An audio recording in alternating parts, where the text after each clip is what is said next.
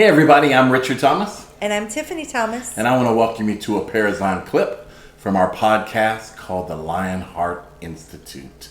I want to excitingly greet you. We've just done an incredible episode on the state of the world that we're living in right now. And it was so positive that we wanted to include this in that dialogue because there's some real challenges that we're facing. Right. But it felt so good to be positive. Yeah. It felt so good to be energetic in the last podcast that we were in that I just cut it off at the end and said, hey, let's do a separate video on this whole thing. Because while I want to be positive, while I want to stay in that vein of being in the right mindset, there are some real fears that we're facing still. Yeah. There are some real challenges that we're facing right now in the state of the world that we live in. And yes, Biden and Kamala have been kind of anointed, appointed, and declared predominantly by the media the next president of the United States of America, right? That their campaign is won. Yep. Now, that's not who actually officially demarks whether or not they've won the election, though. And so there's a lot of ripping and tearing. 4 states are really in contention right now. Georgia, Arizona, Pennsylvania, Nevada. And so there's some real ripping that way. I don't know how much Wisconsin or Michigan Wisconsin is on there too. So there's some of that in the mix going on right now. And we need to be vigilant. We need to be committed to the process of democracy. Now, I've seen generals online or on television. I've seen broadcasters begin to withdraw. I've seen Republicans begin to draw back, but not all of them, right? The Republican Party's kind of split right now. Some are still supporting Trump's claim that he is, in fact, the actual rightful president. And I've seen some Republicans saying, hey, you know what, let's just bow out gracefully. You lost the election. Let's concede and move forward. And it's never really happened since the 1800s that a president hasn't conceded. Now, there's only been 9 losses, right? Or 9 or so one-term presidents. One-term presidents, and right. so we've not had to face this a ton. However, there is some unique clauses with the Constitution that we need as American citizens to be prepared for. How do we address them? What do we need to do if this continues and he doesn't concede? What does our mindset need to be? Because the last thing that America needs is a civil war. Right. And I know that that's been thrown around very lightly. Yeah, but it's been thrown around. Yeah, and people kind of majority of people would find it a joke. However, there's some extreme groups, particularly on the right side, in defense of Republicans or even Trump supporters. There are some fears, at least. I've not seen it personally, but some fears from the extreme left, Antifa, Antifa, whatever it's called, however you pronounce that. Outside governments, particularly, would be kind of the conspiracy or the thought from right extremists that there's a huge sway towards socialism or communism and so forth that would be on this side trying to manipulate it, and white supremacists on this side trying to manipulate it. However, it really boils down to us, the people. How do we respond to a public election? Right? And I can tell you for not only years or decades, but centuries, people of color have been fighting voter suppression. Yes. Okay. And so to us, not to us, to me at least, watching now white America fight over an election process that has been the fairest that I've seen in years, that has drawn record numbers of voters, is absolutely asinine, right? For people of color who have literally been killed, lynched, shot, dragged behind cars, on their way to the voting poll, and that degree of voter suppression occurring, having laws established, grandfather laws, having laws of employment, having laws that would strip us of our voting rights for being felons through the judicial system because of crimes that we didn't commit or being involved in criminal activities, being stripped of us. And now to have America so petty, fighting over a legitimate election, is heartbreaking. Yeah, it is. You know, the thing is we pride ourselves on our democracy, right? And our Constitution and what that means to us as the people and how this country runs.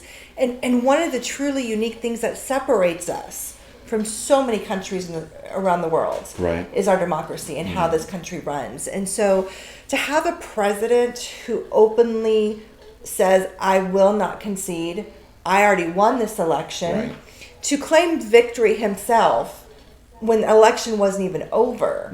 Wasn't even really in the process. I mean, we were literally like barely getting into the heart of the election at this point, of counting all the votes. Well, and it begins not at that night. It begins 9 months ago. We tried to set the table for this fraud. Right, he did. He began right around the time of coronavirus. Actually, he began setting the playing field, setting the stage for this particular scenario. And my thing is this: is a president who could see this coming. Let's say that he was actually factual. Right. Okay? A president that could see this coming, not be able to set up defenses against it, not be able to stop it.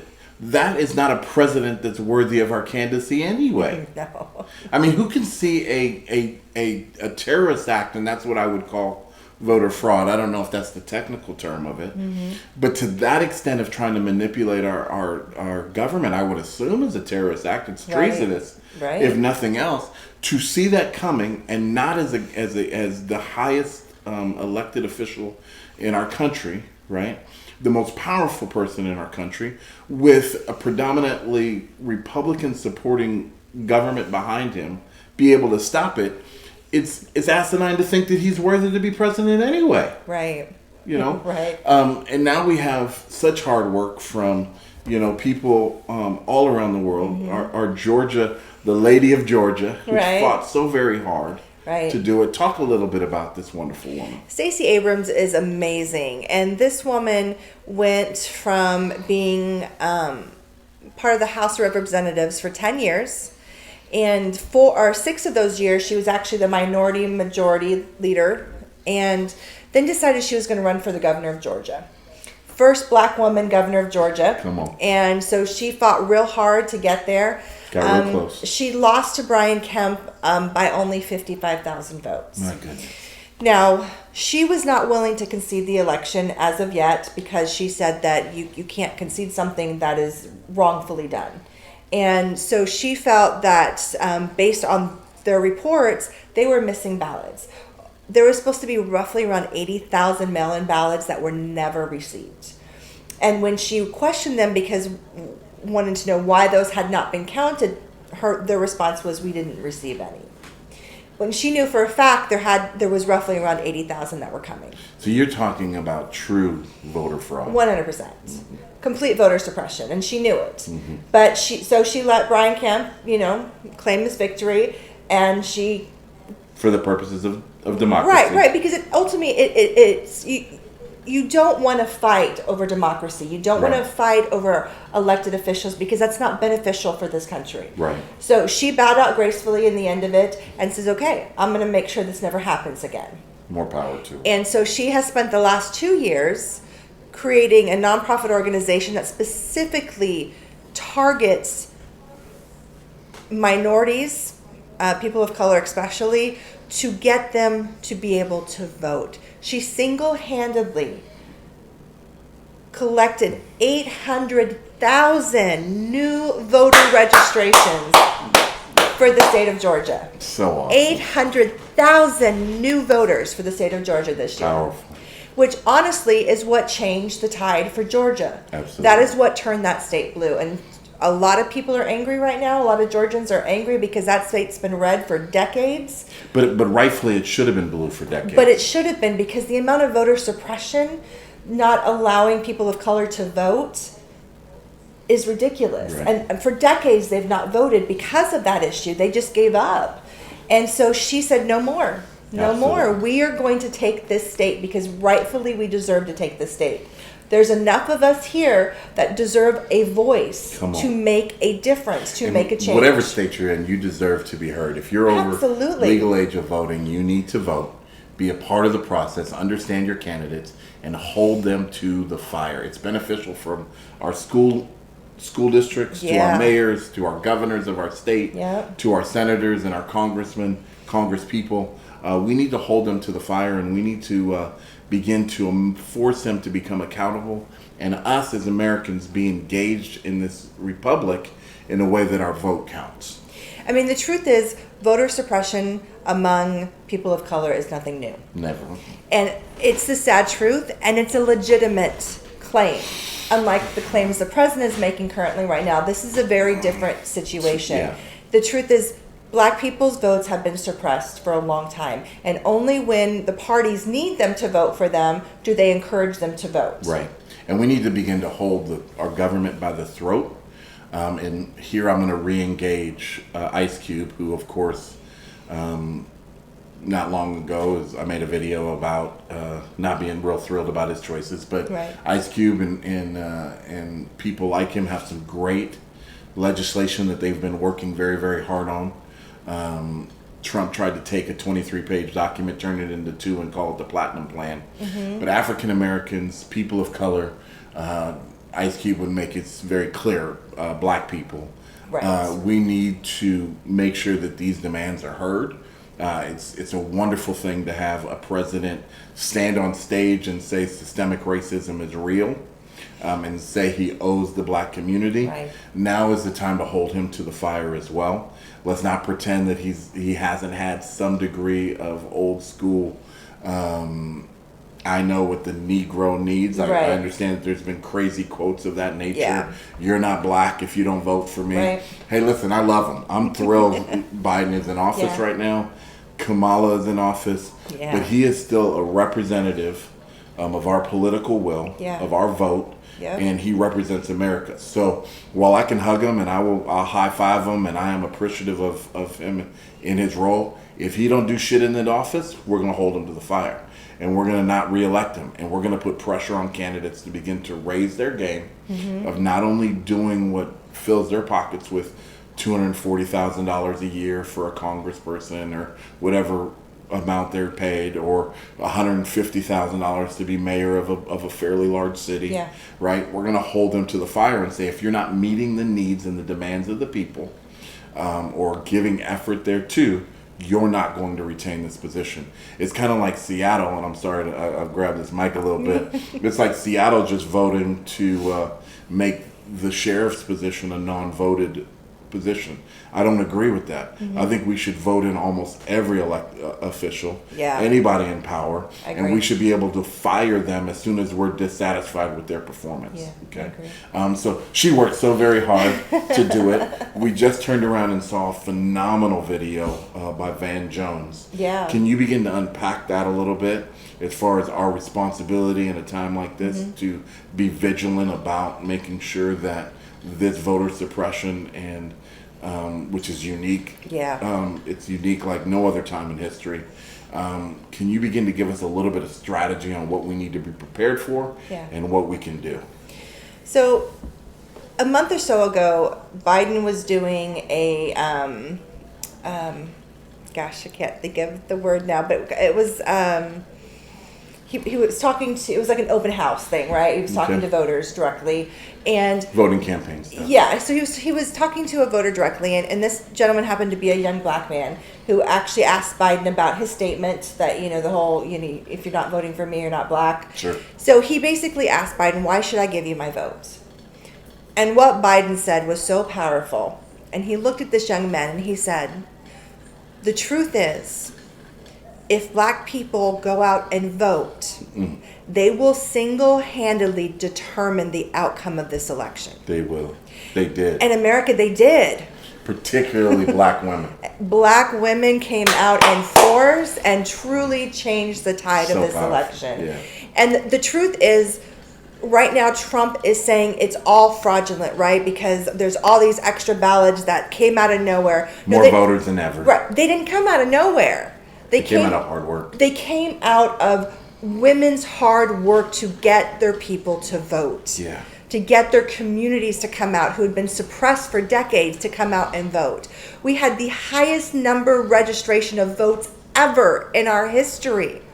We had 145 million votes cast. That's awesome. I mean, it's insane. It's absolutely insane. So the reality is, what people need to understand, one, why it's taking so long for this process to complete, because they have more votes than they've ever had in our history. And they want to get it right. They had over 60 million mail-in and absentee ballots. Now, all those have to be opened by hand and counted by hand. So, Sure. I mean, this is a process. Now, these aren't just miraculous ballots that just randomly appeared in thin air to allow the states to turn blue. These were people's votes. The truth is, Trump knew these votes were coming in. They knew that they would predominantly be Democratic, because Trump spent his campaign being very anti-mail-in ballots, telling his Republicans to go vote in person. So everybody knew the process of way the election was going to look. And we can understand why, because they're able to skew where you can vote in person. Right. What's welcome, I saw Yes. I saw a horrific video of a voting site that had, I'm not kidding you, one site that said vote here. Yeah. With a sign of where you're supposed to pull in to vote. And I'm not kidding you, 100+ Trump signs in the yard saying vote for Trump. Okay? That's voter suppression. Intimidation. It's intimidation. Lots of voter intimidation. And you're not clearly communicating that you can vote here. Right. You're just making yourself well known as a Trump facility, right? Yeah. That's not the extremity of what voter suppression has been for our community, but it's an example thereof. Well, right? there has been lots of voter suppression going on for the last couple months. Republicans were actually physically having mail ballot drop boxes removed. Yeah. So people couldn't get to them. Actual postal service mailboxes removed as well. Postal service is delayed. This postal service shutting down numerous factories and machines so they couldn't process. I mean, the list goes on. Sure. It's ridiculous. Now, despite all the efforts to suppress people's votes, They came in. they came out in force, because you know what? America had something to say. Yeah. And they said it very loud, very clear, Yes. what they wanted. So we watched this video by Van Jones. And we will... And we want you to also, if you would, obviously we're touching on some of the points, but it's such a powerful video. You should see it for yourself. And we're going to include that in the description, the link for it, so you can watch it, because it's got a lot of really great information. So where we're sitting right now, Trump, halfway through the election, as everybody knows, declared himself the winner and declared this the most fraudulent activity in our history of Americans with this election. The system's corrupt. It's all corrupt. Mind you, the very same system that elected him 4 years ago and reelected all his Republican officials into government on the same ballots, reelected all them. But however, it's the biggest scam in our history. So having said that, most of us who voted for Biden, most of the people who are out celebrating, look at this as a done deal. But unfortunately, America, this is not a done deal. And it's scary to have to even explain this to you, but we want you to be informed of what can potentially happen in this country so you can use your voice to help fight against it. Good. So some of the things that Van Jones talks about, and this is all variable stuff as well that I have looked up in numerous places involving our Constitution. There are loopholes in our Constitution that can legally allow Trump to steal the election. Mm-hmm. And unfortunately, it's there, and he can do it. And so we just want you to be aware of these facts. And it all stems from him refusing to give the concession speech. The start of it all, and the start to a division and a fight within the country where people are talking about a whole civil war issue, is when a president refused to succeed. It causes massive division instantly. Instantly, you have protests, you have riots, you have the divisions, you've got these militias who are already standing ready to start a war, essentially. And this is what comes from a president not succeeding. I saw, and I want you to continue with Van Jones' great information. However, I saw a general online, or at least a military, I can't recall if he's a general, so I want to be careful that way, talking about how in depth they are going to end up digging into Trump's life. Yeah. Basically just to go get him now. Right. Because he's messing with democracy. Right. What is happening right now is no light matter. No. Americans. Him testing the waters of the legality, the fairness, and the freedom of the American vote Yeah. is something that democracies fall over. Now, it's very unique because while we're a fairly young nation, just 400 years old, and you have France and you have England and so forth, our Constitution is actually one of the longest standing Democratic pieces of legislation or governing bodies. Democracies fall all the time, and they fall because of tyrannical men, tyrannical women like this, who feel as though their will is more important than the will of the people. Yeah. And what he's doing right now is he's testing the waters to see how much the hate that he stirred over these last 3+ years, going on 4 years, has really created, and if he can have, and I'll step into this, you can clarify a little bit, his own personal night of knives. Right. Okay? Now, you've corrected me, people have battled with me that he's not, but it's almost a Hitler kind of a thing. It is. Where he's testing the waters to see how far he can push it, how many groups are going to stand up, how many protesters are going to stand on his side. So I beg you, Americans, those who respect the Republic, respect our democracy, recognize that this type of manipulation goes beyond just one vote. It goes into the tearing down of our democracy.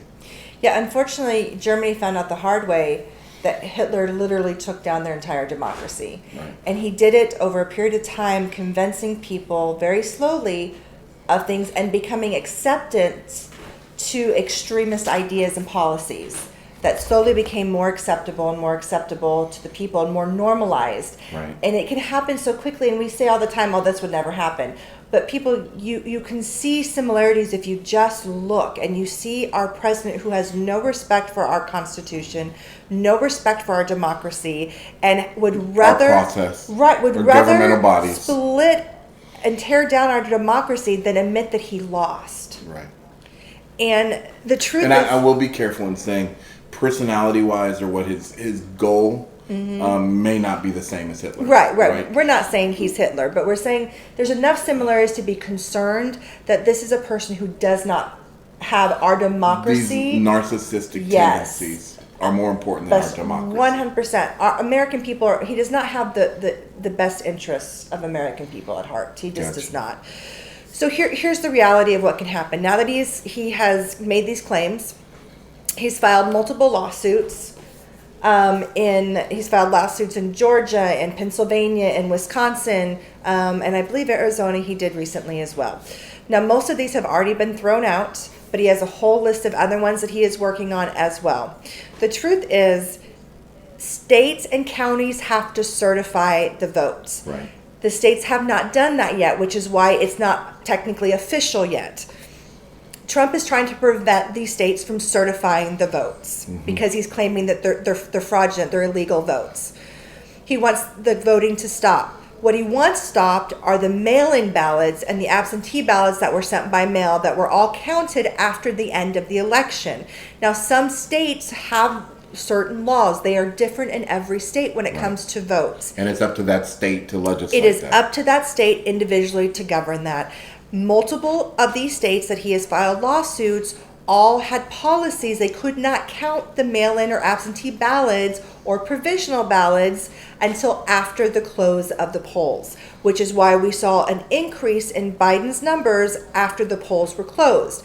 This does not make these ballots illegal. They were all received in time. They met the deadlines. Every state has their own policies in place to prevent fraud, to prevent ballots from being duplicated for multiple votes to come in. Every state has a process, a very thorough process. Sure. With all of these states as well, both Republicans and Democratic parties are allowed to watch the viewing of these ballots being counted. That is something that Trump has claimed they were not allowed to do. That is not true. They were actually live streamed in most states for the individual parties to be able to watch at all times. So they were given clear views. Every state is covering their bases because they believe in democracy. They believe in the importance of an election and the American people's votes. So Once we get past the being able to certify the individual counties and states' votes, so far Trump has not been able to stop that. Counties are currently being certified, and hopefully in a few days states will be able to finish that up as well. Trump can then move it to Congress. Now Congress can block mail-in ballots being counted, which is something that he is trying to get them to do. Once it goes to Congress, Congress can also appoint representatives to individual states to call the vote for that individual state. Right. They can take the entire vote of what they deem is the legitimate vote for those states and call it, regardless of what the ballots state. That is unfortunately in our Constitution, and they have the right to do that. Ultimately, the House can literally disregard the entire election. They can take away all the votes of the people, and they can say, we are going to count each red state and each blue state, and whoever has more wins. Regardless of population in these states, regardless of the way the electoral votes work, they can pick the winner themselves. And they can say, this is what it is. So people, the reality is Trump can still win this election. He can still he can still steal this election from Biden and Harris. He can take it away from the American people of what we wanted, because the majority clearly spoke. The truth is Biden had over 5 million more votes than Trump did. The American people spoke very clearly what they wanted, but our government can take that from us if we let them. If we let Trump continue down this path, even though all his claims have been thrown out, there is zero evidence. Everything that has been presented so far has been debunked as fake news, as completely untruths. He is still claiming this. And the more he still claims this, the more we're going to start to see riots. We're already seeing that at counting places where we've got Trump supporters with weapons literally standing outside of these places, and other places that have protests going on right now. This is a very real thing. And the truth is, the longer we allow Trump to continue down this path, the greater division we are going to find ourselves in. So if you do not want Trump to steal an election that rightfully went to the person we, the American people, voted for, you have to stand up and use your voice. You need to make yourself heard. You need to get involved. There, in the video that we're going to put in the description, he lists several different websites of how you can get involved. Yeah. How you can make sure your voice is heard, because we the people have spoken, but it is not over. We need to continue to speak. We need to let our government know that they do not have the right to do this to us. The American people spoke, and they need to honor that. So people, don't sit back and think that this is over, because it is not. And until President Trump concedes and accepts Biden's win, we have a long road to go. Now, I will say this. Not to live in fear or anxiety or stress. Our celebrating is for good cause. Yeah, okay? absolutely. We have very good reason to believe that it will not progress beyond this. This is a worst case scenario, of course. But if it were to continue to progress, I encourage you to watch his video, the way that he puts it, going into extra innings and how to block that, how to be a voice, how to get your name out. What direction you want your Congress people to go, what direction you want your House to go, legislation and so forth. Very, very clear, very, very powerful. Yeah. But it's a reminder for us all to stay engaged and involved in the political process. Yeah. That as Americans, it's not only our right, it's our duty and our responsibility, and we should take it to heart to walk this thing all the way through. Now, again, this election is not the end of the world. Depending on what you believe, it could be a very bad turning point for America. However, today is just one of the next 10,000 days of your life, whatever that may be, or 20,000 or 100,000, whatever your lifespan may be. May you live to 300, okay? So this is a call to be engaged in the political process every step of the way. Let's take it serious. People of color, let's continue to train our kids in it. Yes. Let's demand that we dialogue more about it in our schools. When it comes up for voting, I know they've got all kinds of sexual teaching and training they're doing in schools. let's bring up politics. Let's make sure that we talk how to vote. Let's talk also to our educators about how to write a checkbook and be involved economically, those kind of different things. But particularly when it comes to this, we are winning. We have confidence that Biden is going to be our next president, but we should be cognitively aware to where if we begin to see it turn at all, there are some steps and some processes that we need to engage very, very quickly to make sure that it doesn't progress to that level. Right. America, we came out in mass. We set a record. So good job. We made history in 2020 for many reasons, but this is one to be proud of. This is definitely one to stand up for and say, I was part of this. So make sure your vote counts. Don't let this be taken from us. Let your voice be heard and continue through the fight because, hey, we spoke. That's right. Right? Keep on voting, America, and stay engaged in the political process. It's the way that we're going to continue to grow our freedoms, continue to grow our liberties, making sure that people are treated with equality, and that will help us become one of the greatest nations in the history of the world, if not the absolute greatest nation in the history of the world. Absolutely. Thank you so much. My name is Richard Thomas. And I'm Tiffany Thomas. And we want to thank you for tuning into this very shortened clip on voting and being involved in the process, making sure that this election isn't stolen. We did rush tremendously through this episode. So if you have personal questions, please leave them in. Message us, call us, or whatever process, reach out. Yeah, and we'll reach back out to you. Maybe hopefully point you in a direction that will be a little bit more clear, in that we certainly wouldn't pretend to be voting experts or this legislative process works, but we do want to make you aware of what can happen in politics and being engaged that way. So tune in. We're excited that you're here with us. Please do like, share, and comment. And subscribe. Be a part of it. Smash that bell. Just like I smashed.